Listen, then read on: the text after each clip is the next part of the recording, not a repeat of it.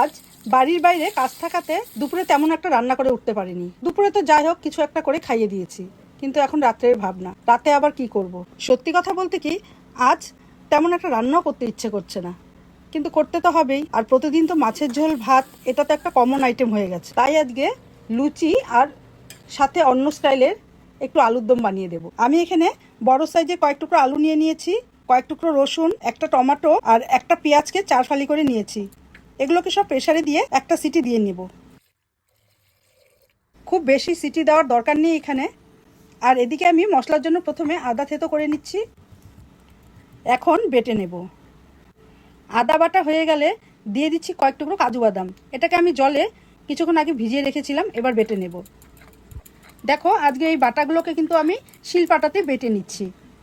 একদম মিহি বাটা হয়ে গেছে, এবারে আমি তুলে নেব। এদিকে আমার আলুগুলো সেদ্ধ হয়ে গেছে, এখন একটা ছাকনা হাতা দিয়ে জল থেকে উঠিয়ে নেব। এখানে আমি আলুগুলোকে বাদ দিয়ে আর সব কিছুকে একটা মিক্সিং জারে দিয়ে একটু পেস্ট করে নিই। এদিকে না কিছু আলু আমার মনে হলো কেন জানি না একটু বড়, সেই জন্য মাঝখান থেকে একটা করে টুকরো করে দিলাম। কড়াইতে এদিকে তেল গরম হলে দিয়ে দিচ্ছি সেদ্ধ করে রাখা আলু আর লবণ আর হলুদ। এবারে আলুগুলোকে লাল লাল করে ভেজে তুলে নেব। ওই কড়াইতেই আর একটু তেল দিয়ে তাতে শুকনো লঙ্কা জিরে ফোড়ন দিয়ে দেবো আদা বাটা, আর দেবো পেস্ট করে রাখা মশলা। একটু সামান্য জল দিয়ে দিচ্ছি, লঙ্কার গুঁড়ো দেবো, জিরের গুঁড়ো আর সামান্য কাশ্মীরি লঙ্কার গুঁড়ো দিয়ে দেবো। তোমরা চাইলে কাশ্মীরি লঙ্কার গুঁড়ো নাও দিতে পারো, তবে দিলে পরে একটু কালার আসে, দেখতেও ভালো লাগে। দিচ্ছি এবার পরিমাণ মতন লবণ আর হলুদ।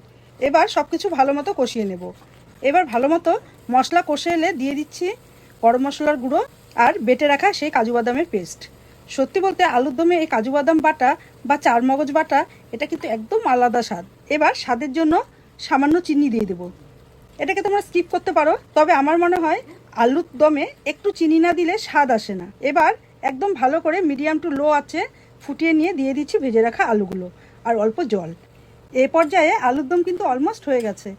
তোমরা চাইলে এখনই নামিয়ে নিতে পারো, তবে আমি একটু গ্রেভির জন্য জল দেব। সামান্য জল দিয়ে দিচ্ছি। এবার ঝোলটা ফুটে এলে দিয়ে দেব কাসুরি মেথি।